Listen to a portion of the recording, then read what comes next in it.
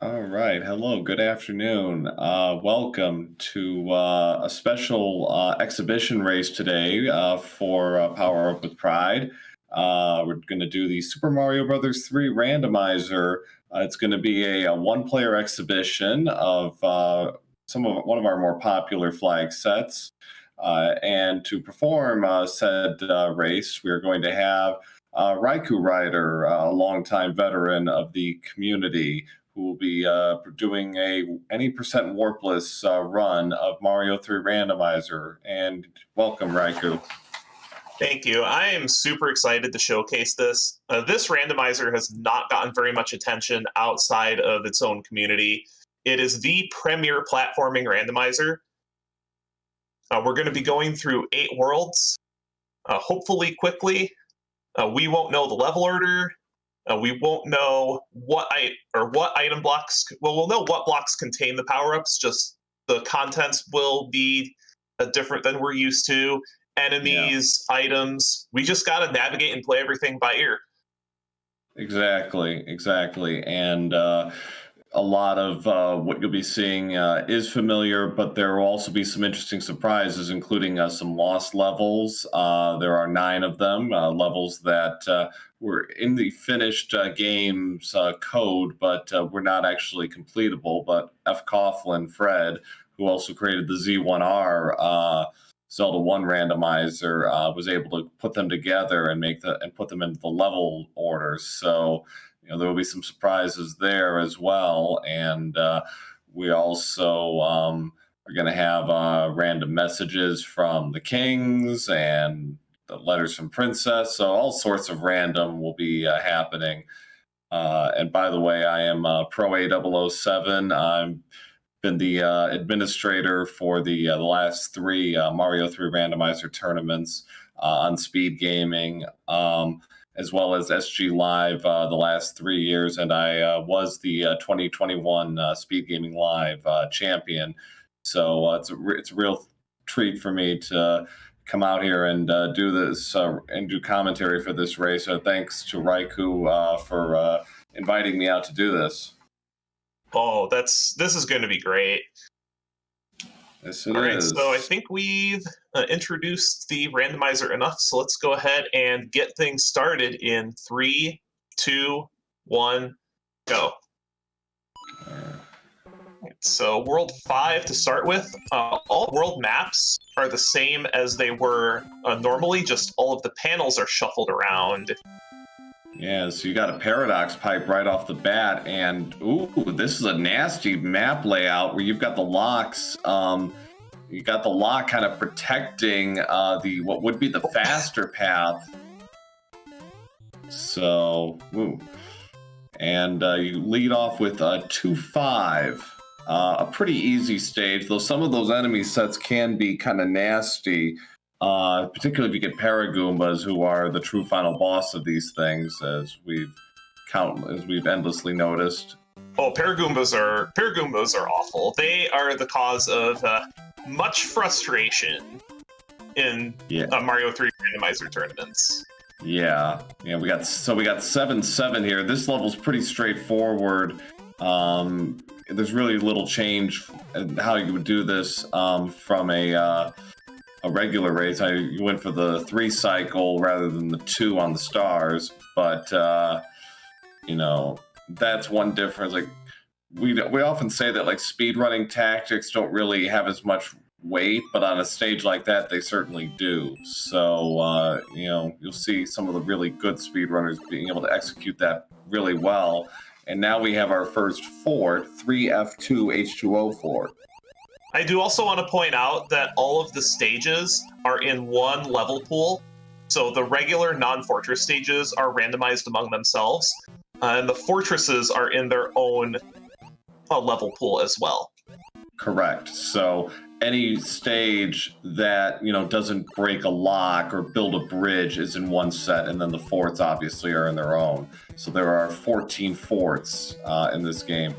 Including 3 from World 8, the Navy, Air Force, and super tanks.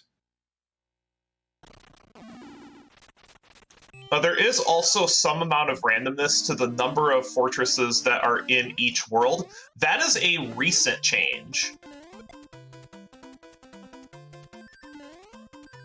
Yeah, and you got one fort now, and one fort is unique among the forts because by logic, it cannot, be required to finish a world. It can impede your progress. It can make you, depending on the map layout, make you do an extra stage or two, but it can't stop you from finishing. The reason why that is because this fortress has a hidden exit that leads to an item, but if you take that exit, it will not destroy the lock on the map. Right. So, and so if you have a raccoon tail or a tanuki suit, you might well go for said item, but it just really depends. Now, if I had a P-Wing or a Cloud, I would opt to take a death and skip this level, but I do not have that luxury. Yeah, 6-9 isn't that bad, but it's just kind of slow. You didn't go for the 6-9 clip either. Jumping off the wall there. That's like I think it's sub-pixel perfect. It is, yes. It's very difficult. Yeah, I think you got one frame if you're small Mario, and it's sub-pixel if you're anything other. So now I am choosing to take 5 extra lives here for marathon safety, because a lot of nasty things can happen in this randomizer, where lives can go away very quickly. So in a race setting, I would not go for those lives, but in a marathon setting, where we're just trying to make sure to avoid any big time losses from an unwanted game over. Right. Yeah, so you're in the World 2 airship. This is one of the... I've actually found a way to actually get a somewhat consistent fire kill on Lemmy here, actually. I know that's not the same Koopa Kid, but that was like one of my more recent discoveries. But, but a nice, easy... two-hit Roy. And the Koopa Kids' HPs have been randomized from 1 to 5. So also their abilities and their weight have been randomized. So Roy normally shakes the ground. This time he didn't. I also normally just skip the letters from Princess Peach, but I'm going to leave each one up on the screen for a few seconds so that they can be read. Yeah. These are all texts that have been submitted by various members of the community, and you'll get a good laugh as you play. Normally, we just try to skip those as quickly as possible. Yeah. So World 7 is a bit of a unique case in the randomizer because there are so many pipes and all the pipe locations are shuffled. We're looking for... I'm going to have to search for a lot of fortresses, unfortunately. Yeah, this is double fort required. Well, more than likely. If you get lucky and that creates the bridge, you might be able to kind of cut around it by checking pipes. But yeah, it looks like we're going for something a little more linear here. So 5F2. No Jesus clip. I didn't think you'd go for that one. Oh no. A couple of runners have tried that. So that creates the bridge. So now you've got... This is interesting. You don't have a hammer, so you can't actually check if the hammer will break the lock here. So... Now it's just a matter of searching all the pipes until I can find the one that takes me to the island that has the fort. You can get lost in this pipe maze easily and lose a substantial amount of time if you're not paying attention. Yeah, you really have to kind of just remember where you backtrack from. And okay, so I thought you were gonna go for check those other pipes myself, but no, yeah, but 5-7, yeah. I think it's going to end up being faster just to play the levels at this point. It might be. Yeah. The only thing we can verifiably say is those two pipes can't go into each other because everything else is kind of... Well, actually, yes, they could. Now that I think about it, they could. That's unlikely, but they could. And this fort isn't even that bad. Yeah, 2 fort. No, it's kind of slow, but yeah, it's not that bad.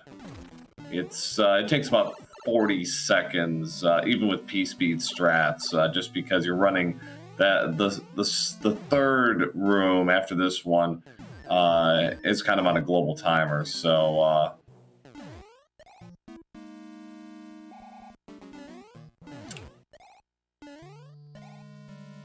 very important to make that timer because those cycles are pretty slow. yeah, with practice, it's not that hard to get it going. And if you get a star, and as you're going into this room from that item box, you might be able to cut it even faster. So, all right, so all good there. Now we're just gonna have to backtrack and finish this off. Not the worst. Yeah. Case in point, it's easy to get lost. Yeah. We've all been there. Yeah, it's one of those things where it's like I gotta have like little mental markers in my head. It's like, okay, I did that and then that. Okay. So the piranha stages here. There are 4 stages that can never be randomized because of their unique properties. The 2 piranha stages, that tower in World 5, and Bowser. So those will never be randomized. And you got the tower nice in World 5. The tower in World 5 is an interesting case, specifically because it's the only panel in the game that has a level but is treated like a pipe. Yeah. So we got Ludwig von Koopa, and he's a thick Koopa today. Indeed. So he required 4 hits. I think those are the easiest Koopas to deal with just because it's purely timing based, whereas the high jumpers and even the normal ones, depending on what arena and what pattern you get from them, they can be a lot of trouble. The arena does depend, like World 2 airship, for example. Thick Koopas can be kind of dicey there because it can be hard to get a good foothold, and if it's a 5-hitter, you could run the risk of getting stun locked. Oh, whoops! I'm sorry. The girl is mine. I didn't mean to. Mine. I did not mean to skip that.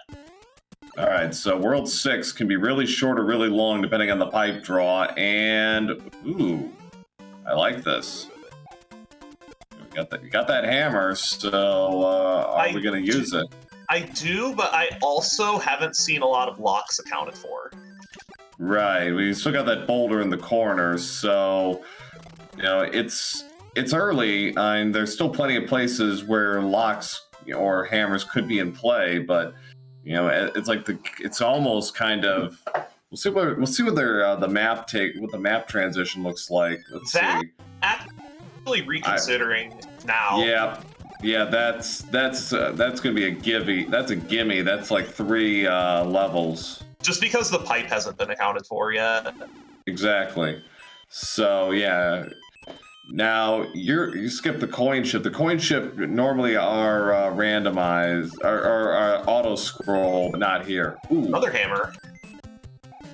So now this boulder will guarantee to break with a hammer. The lock doors have a 50% chance, and we don't know until we try. Right. I'm just gonna play the fort. Yeah. I don't think using a hammer there is worth it, even if you know hammers break locks. Yeah, no, that in that case, yeah. If this were World 7, I'd say probably go for it, because World 8 is really random as into whether you can actually get any value out of those hammers or not. But in this case, no, agree, 100% agree. I would play this as well, especially when we have. Yeah. I'm sorry. Go ahead. I would say, especially when we have Worlds 1, 2, 3, and 3 still in play.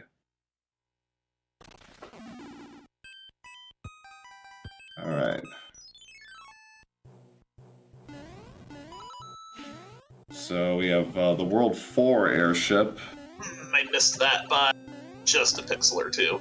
What I was trying to do is slide underneath that thruster. Yeah. it's pretty hard.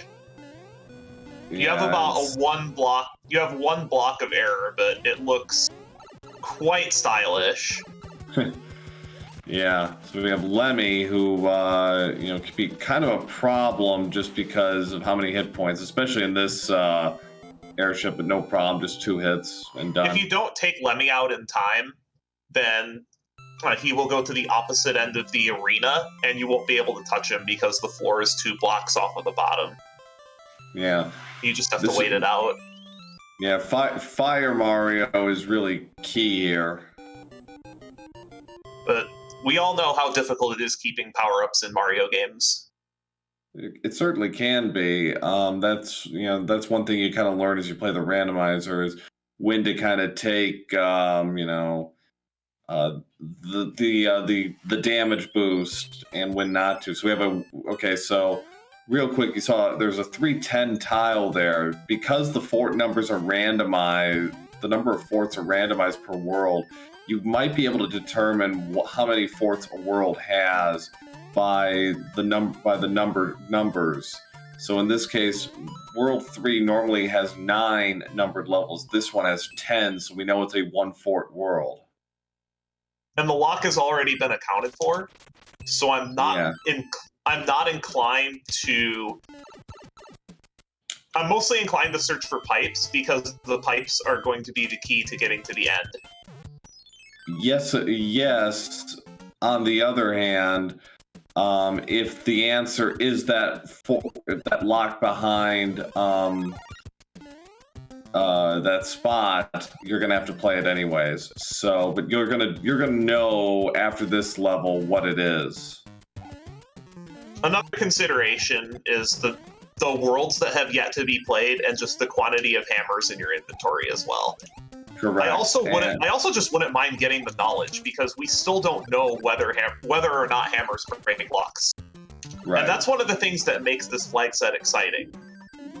One of the things that's noteworthy in Fred randomizers is every switch for on or off for randomization can also be set to randomly on or off. All right, so moment of truth. Is this it? It is not. I do need to go around and play that for Yeah. Yep. Take a look at the map real quick to see. I think it's. Yeah. Yeah, I want to go back to the beginning. Yeah, so you're gonna have to play the fort and 2 stages. It's 2 stages either way, so I think I'm just gonna take the front door. Yeah, that's pipe transitions take time, so if you can avoid them, they take about 8 to 12, 8 seconds, I think, each time. So especially in World 7 and 8, those add up. Okay. One thing we also failed to mention is that in any fortress that has space waffles that rotate in multiple directions, which one is which is randomized.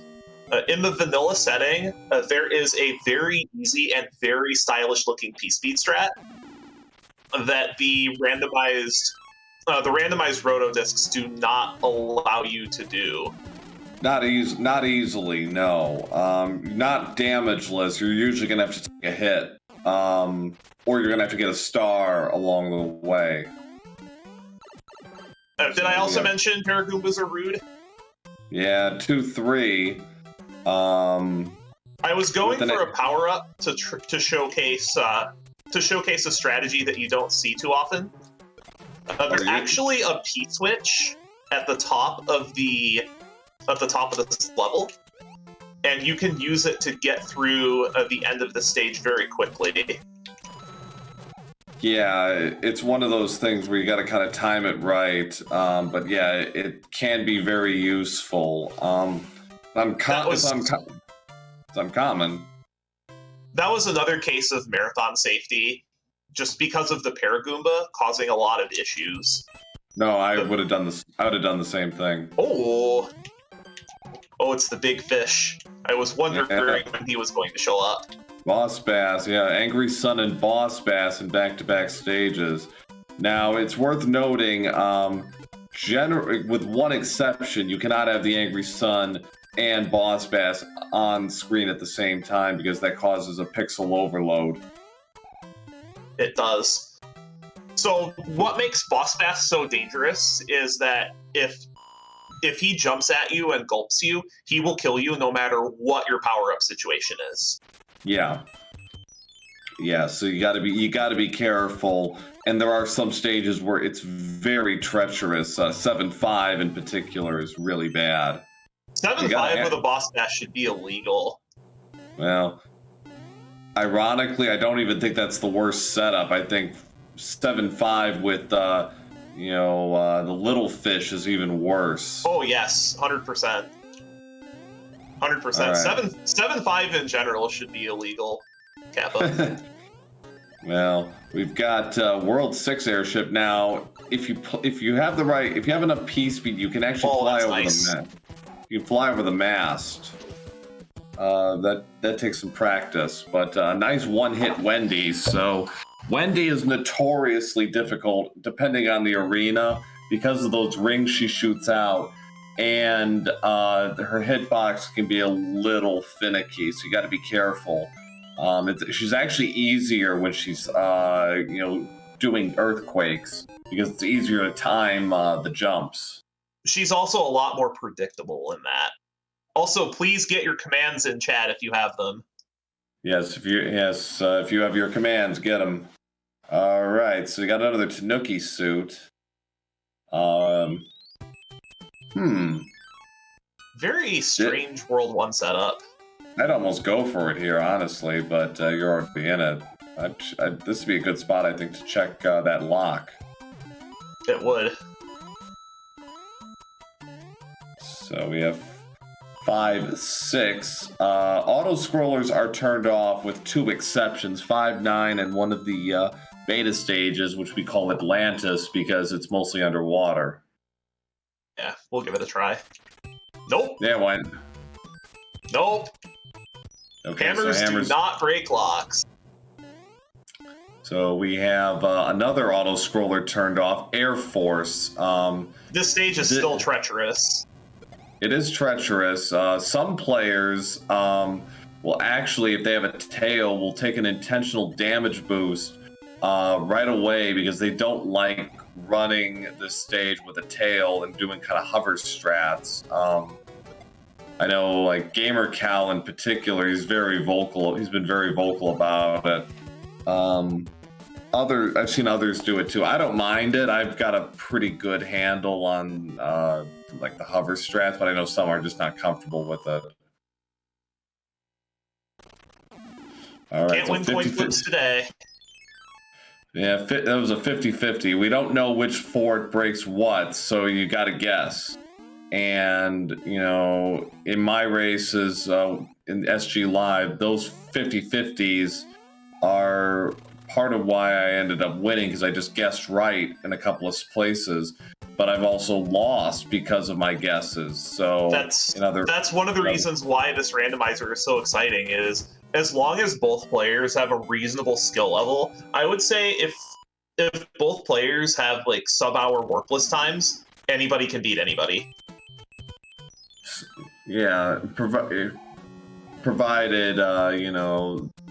both players are not prone to making, I guess, what I call unforced errors, because that's also critical. Like, you can be really fast at this, but if you make too many mistakes, they do add up. And we have 4-2, and there's our exception. Yep, there's the sprite overload. Yeah, so 4-2 for some reason does this, where you have Boss Bass. You can't have Boss Bass and Angry Sun together, but you see what happens. That's something that I've actually been asking Fred to fix for a while, and I don't know if it's just been tossed in the back burner or what it is. It could be. Just make the Angry Sun not spawn. Yeah. Oh, there's Boss Bass again in 3-7. Now this has This is something I want to mention. This is another auto-scroller that has not been removed, are the Coin Heavens. I am of the camp, this is something that's contentious in the community, is whether or not to remove this auto-scroller. I think it should be removed because it makes getting this item like mostly worthwhile. It's still faster. It's still faster, but it makes getting that item a little more viable. I like getting that item if it's not too late in the seed, because that can wind up being something that's very helpful and worth the time. And even having an extra fire flower or an extra leaf or tanuki suit, hammer suit, can be very helpful. It is a little slow to get it. Yeah, and that's kind of why I'm in the opposite camp, because I feel it should be a gamble. It's like, okay, you want it, great, but you're gonna have to take the time to go get it. So, I was like, it's not something I'm absolutely 100% for. And I see the other argument, but I do like the idea that, okay, you want it, well, you gotta gamble a little bit. And we had a 5-hit Larry there on the World 7 airship, which is a pretty long stage, even with the auto scroller turned off. It was, I think, 35-40 seconds. Also, if you don't have a tail, getting that item is very slow, because you need to hit a vine to be able to climb up there, and that takes a lot more time than it does to just fly up with a tail. Yeah, and if you don't have P speed, that also you can do it without P speed, but it's a blind jump. So we're now in World 2, so World 4 will be last, and Hi, Fort Knox. Hi, Fort Knox. How are you doing today? Yeah, wow, we got 3 forts. All of them are required just based on the map. Man. Well, you still get to use that hammer, at least on that block, and Mario's gonna look fabulous in that Tanuki suit. This is where I get super punished for getting hit in the Larry fight, because I had a tail coming into that fight. Yeah, you would have saved about 25 seconds. You saved about 25 seconds if you go in. Yeah, this level, if you have a tail, is super quick. If you don't have a tail, it can be race determining, the time differential, especially if you're small. If you're small, this level is a nightmare. Yeah, if you're small, you basically take the 100-coin fine, and if you have a power-up, any power-up, it's better than, doing the long way, which, if you get this stage first and you're small, it takes about 1 minute, 10 seconds.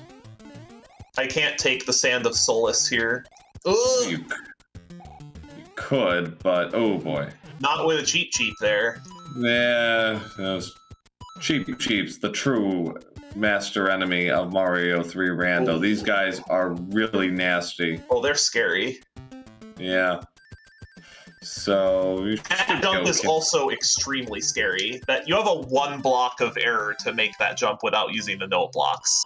Yeah, it's really kind of, for me, it's almost feel dependent. Like when I feel it, it's like, okay, I'm good. Otherwise, it's like, oh boy. And this is where having a ton of items is just nice. Yeah, so you got super tanks now. I do want to warn new players that the difficulty in Super Mario Bros. 3 randomizer seeds tend to be very front-loaded when you don't have a lot of items.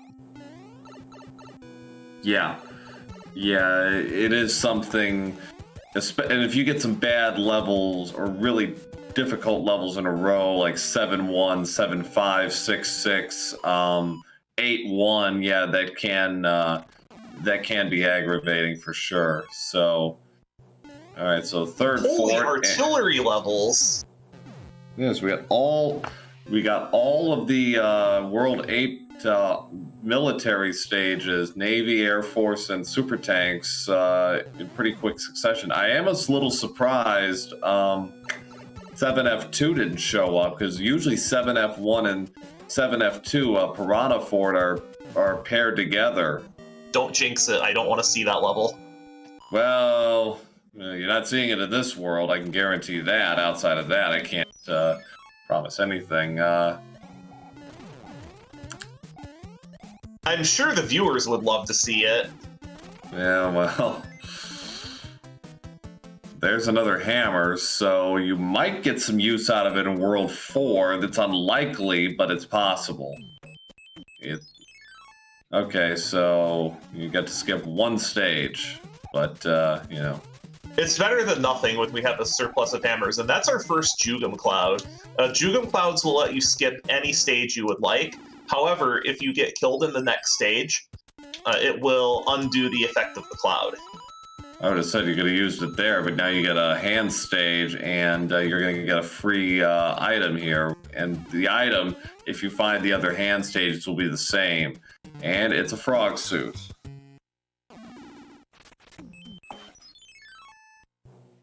So we're rapidly coming up to the close of this. Just a couple of worlds left. Just 4 and 8. Yep, we've got the World 5 airship will be last. As far as forts go, what haven't we seen? We have not seen any World 6 forts yet. Those have been absent. 3F1 still in play. 7F2 is still in play, and 8 fort is still in play. A lot of nasty ones. I wouldn't mind 6F1. Yeah. 6F1 elevator mash is mandatory, by the way.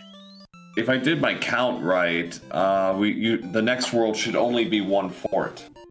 I believe you are correct.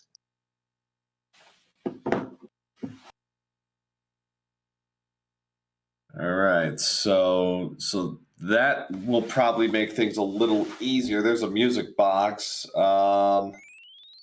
So one case about World 4 is the path to the castle will always be blocked by a bridge.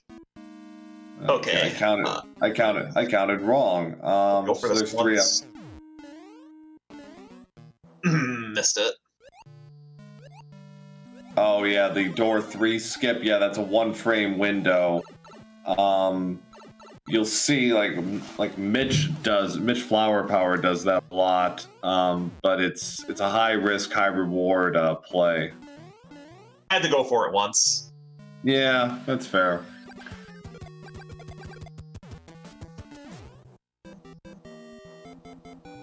So we check the pipe here and see if you get a free pass. Yeah, I'm gonna check the pipe. Was this the? I think it nice. was. So yeah, that worked out. That did. And you skipped the hammer, bro. That's a 1-frame window on a screen transition. It allows you to just skip ahead and ooh. Yeah, World 5 airship, really easy to learn the P-speed strats for that, and we've got we got Iggy and his mysterious hitbox, which at least did not cause problems today. Yes, it's not just the Koopalings. There are a lot of questionable hitboxes in this game. Yeah, that's all right. All right, so we're moving on to World 8, which is the Great Equalizer. So get your guesses in chat between 0 and 4 for how many bridges we will need to get to Bowser's Castle. So normally there are a few bridges at the final screen, but but there could be locks in here, so we'll see what we get. That is a lot of pipes. So we got a 4-pipe setup. But we got a lock, so it's at least 3 bridges. Now we begin the hunt. All right, so we got one of the 4. I can show this off. This strat is so cool. Oh, the ice skip, yeah. And this is one of the coolest looking ports in the game if it's done correctly. Yeah, the one thing with that trick is when you're flying up across the chasm, if you go into that 1-block gap. And you actually go through it even a little bit, you've got to stop because you will not make it to that platform that you landed on. It saves a lot of time in that fort. Oh, that is not one of the ones we were looking for. Well, actually, I didn't see. Did that break a lock or anything? That broke a lock, so that is not going to be one of the ones that builds a bridge. So we have at least 2 bridges now in play, but it's still valuable intelligence. If for no other reason than we know what it did, and it could be required to finish anyways, depending on how this goes. That was very close. You almost got, not really. I do not know how I did not die there. Like, not really sniped, it's more spiny from above. Alright, so 8-1. Actually could have had a cloud there, but because clouds can't be used on hand stages, or alright, so this is interesting. This is interesting. I think there's only, have all of them been accounted for now? No, I think there's one outstanding. Yeah, there's one lock still in play, but oh, here it is. Here's Piranha Fort. Interesting. This is the hardest level in the game. Yeah.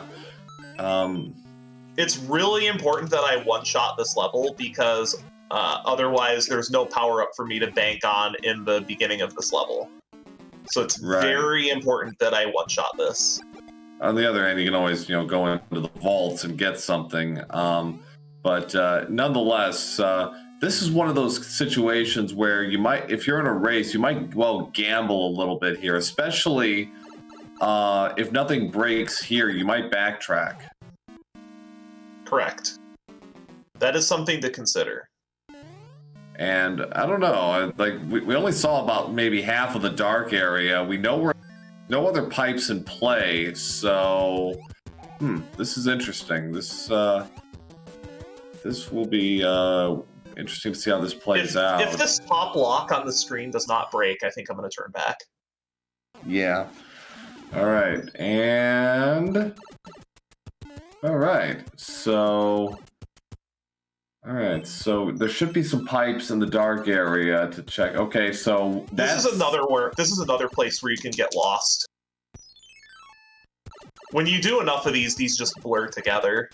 Yeah, so we know that created something more than likely in the final screen. Now we just got to get there. All right, so here's a pipe. All right, so that lock is dead. All right, so now it's a free pass. Now we just got to find that and get there. 50. You lost the coin flip. I did lose the coin flip. No, thank you. No, thank you.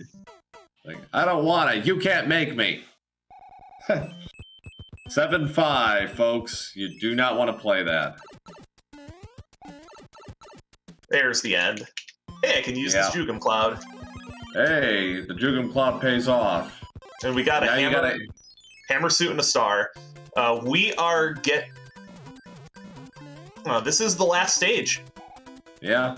Now with to take out Bowser, generally you would try and make him create a hole in the floor. However, if you have a hammer suit, it's 5 hammers to his head and you're out. If you're Fire Mario, it's 35. It's 35 fireballs. Correct. Now, one note about this last room in Bowser's Castle is the laser statues and the fireballs in this final room. These are all random, so I'm gonna be pretty cautious in this room. Got a lot of fireball. You got fireball. You got 6 fireballs already. That's a lot. And hi, Bowser. Bye, Bowser. Get ready on time. If the timer is that time will be on screen transition once we see the princess. Yep. Time. All right. I have a 36:16 on my end, which is a solid time for one of these. Yeah, that's pretty good. I know the timer got a little delayed on their side, but no, 36:16. All the fourths you ended up having to play, that's a very good time. That, all things considered. If you want to play this yourself, you can go to the Google site, SMB3 Randomizer. You can download that, and that will have the application that you need to generate seeds. It does require a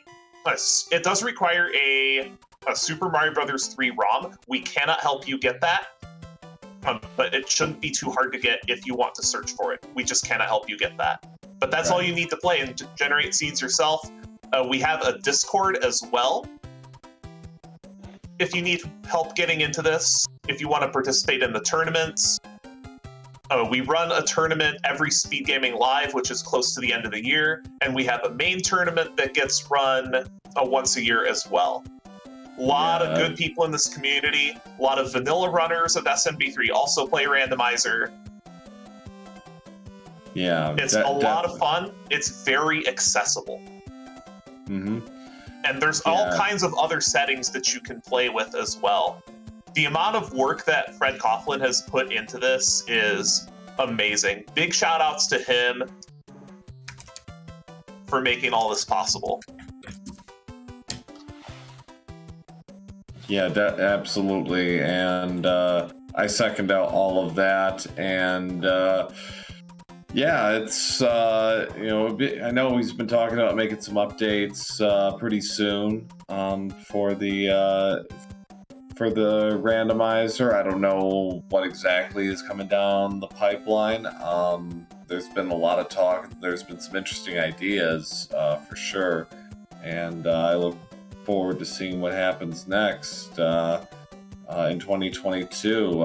It's going to be, definitely going to be some changes. I know, not only with the randomizer, the tournaments as well are going to change a bit. I think with hopefully some new voices coming in and offering their perspective on the randomizer. So I'm looking forward to it.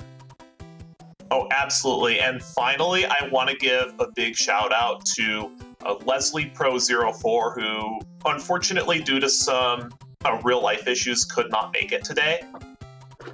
Yeah. But if you want to see Super Mario Brothers 3 randomizer content, give Leslie Pro _04 a follow. As far as what else I stream a lot of randomizer content. This randomizer, other randomizers. I've also been streaming a lot of Dance Dance Revolution content. So if you like seeing rhythm games, I play a lot of rhythm games on my stream as well. Yeah. I kind of am a hodgepodge of games myself. Primarily, I do Mario 3 Rando and Vanilla, and I also do the Siphon Filter trilogy for the PlayStation 1. And I might be expanding into some new games starting next year, but for the moment, that's where my attention has been largely focused. So. Thanks all. It was real great times. And thanks again, Raikou, for inviting me for this. Oh, you're welcome. I couldn't pick anybody better to do this. If you like the Siphon Filter trilogy, go follow Proa right now. He is a top-level runner at all of the games. Yeah, I just did a trilogy run yesterday. Actually broke 4 scores. I still don't know how, but I think that's going to do it for us. All right. Thanks all.